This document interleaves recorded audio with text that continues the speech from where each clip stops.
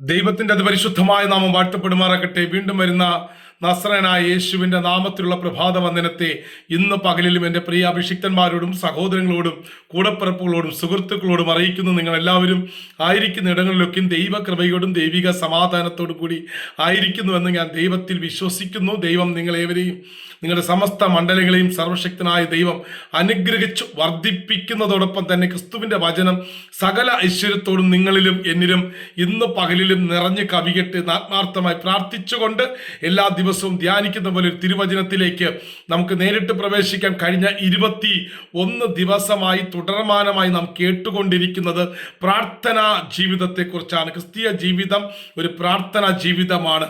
ആ പ്രാർത്ഥനാ ജീവിതം നമ്മുടെ അകത്ത് വെളിപ്പെടുമ്പോൾ നാം പോലും ചിന്തിക്കാത്ത ചില മേഖലകൾക്കകത്ത് ദൈവത്തിന്റെ ചില മാറ്റങ്ങളും ദൈവത്തിന്റെ ചില അത്ഭുതങ്ങളും ദൈവത്തിന്റെ ചില വാഗ്ദത്ത നിവർത്തീകരണങ്ങളും സംഭവിക്കുമെന്ന് ഞാൻ ആത്മാവിൽ ഇന്ന് പകലിലും പ്രവചിച്ച് ദൂത് പറയുകയാണ്. ഒരു പ്രാർത്ഥിക്കുന്ന മനുഷ്യനാണോ, ഒരു പ്രാർത്ഥിക്കുന്ന ഒരു ദൈവ പൈതലാണോ എങ്കിൽ നീ ഒരിക്കലും ഈ ലോകത്തിൽ പരാജയത്തിന്റെ കയ്പ് നീർ കുടിക്കത്തില്ല. കാരണം നീ പ്രാർത്ഥിക്കുന്നത് ദൈവത്തോടു കൂടിയാണ്. നിന്നെ സൃഷ്ടിച്ച നിന്റെ ദൈവത്തോടു കൂടി നീ സംസാരിക്കുന്നതാണ് പ്രാർത്ഥന എന്ന് പറയുന്നത്. അങ്ങനെയെങ്കിൽ ഈ ലോകത്തെ ജയിക്കുന്ന ഒരു പ്രാർത്ഥന ഇന്ന് പകലിലും എന്നിലും നിന്നിലും വെളിപ്പെടട്ടെ എന്ന് ആത്മാർത്ഥമായി പ്രാർത്ഥിച്ചുകൊണ്ട് എല്ലാ ദിവസവും ധ്യാനിക്കുന്ന പോലെ ഒരു തിരുവചനത്തിലേക്ക് നമുക്ക് നേരിട്ട് പ്രവേശിക്കാം.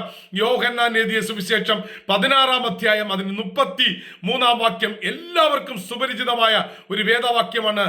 ലോകത്തിൽ നിങ്ങൾക്ക് കഷ്ടമുണ്ട്, എങ്കിലും ധൈര്യപ്പെടുവിൻ, ഞാൻ ലോകത്തെ ജയിച്ചിരിക്കുന്നു.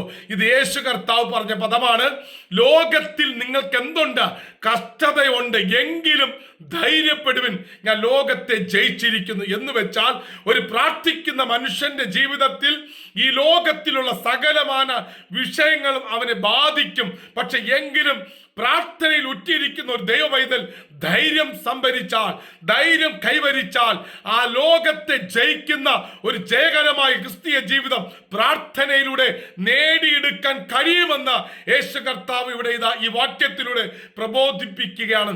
ലോകത്തെ ജയിക്കുന്ന, ലോകത്തിന്റെ സംവിധാനത്തെ ജയിക്കുന്ന, ജഡത്തെ മരിപ്പിച്ചിട്ട് ജഡത്തിന്റെ പ്രവൃത്തികളെ ഒരു പാമ്പിന്റെ ചട്ട ഉരിഞ്ഞ് കളയുന്നത് പോലെ കളഞ്ഞിട്ട് ആത്മാവിന്റെ പുതുക്കത്തോടുകൂടി ജീവിച്ചു കയറി അവൻ ശത്രുവിന്റെ മേൽ ജയോത്സവം കൊണ്ടാടുന്നതാണ് പ്രാർത്ഥന. അങ്ങനെയാണെങ്കിൽ ഇന്ന് പകലിൽ യേശുവിന്റെ നാമത്തിൽ എവിടെയാണോ നീ പരാജയത്തിന്റെ കയ്പിനീർ കുടിച്ചിട്ടുണ്ടോ, ആ പരാജയത്തിന്റെ കയ്പിനീർ കുടിച്ച ആ മണ്ഡലത്തിൽ നിന്ന് കൊണ്ട് തന്നെ ദൈവം നിന്നെ ഒരു ജയകരമായ ക്രിസ്തീയ ജീവിതത്തിലേക്ക് കൈപിടിച്ചുയർത്തണമെങ്കിൽ നിന്റെ പ്രാർത്ഥനാ ജീവിതത്തിൽ ഇന്ന് പകൽക്കാലം ഒരു മാറ്റം വരേണ്ടത് അത്യാവശ്യമാണ്. എന്നും പ്രാർത്ഥിക്കുന്നത് പോലെയല്ല, എന്നും പറയുന്നത് പോലെയല്ല, എന്നും പ്രാർത്ഥനാ വിഷയം ഒരുപോലെയല്ല.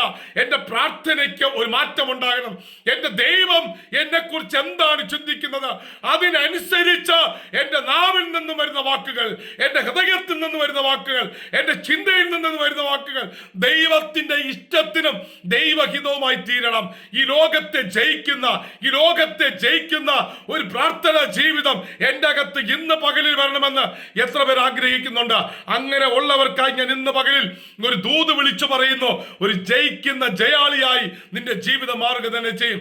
ഇന്നലകൾ അനുഭവിച്ച കണ്ണുനീർ, ഇന്നലകൾ അനുഭവിച്ച കഷ്ടതകൾ, ഇന്നലകൾ അനുഭവിച്ച നിന്ദകൾ, പരിഹാസങ്ങൾ, ദുഷികൾ, പലവിധത്തിലുള്ള കുറ്റങ്ങൾ അതെല്ലാം ഓവർകം ചെയ്യുവാൻ ജയകരമായ ക്രിസ്തീയ ജീവിതത്തിന് ആവശ്യം പ്രാർത്ഥനാ ജീവിതമാണ്.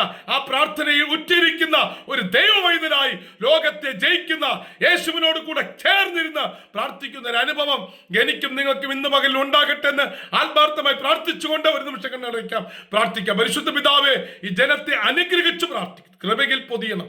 യേശുവിൻ നാമത്തിൽ തന്നെ ആമേൻ, ആമേൻ, ആമേൻ.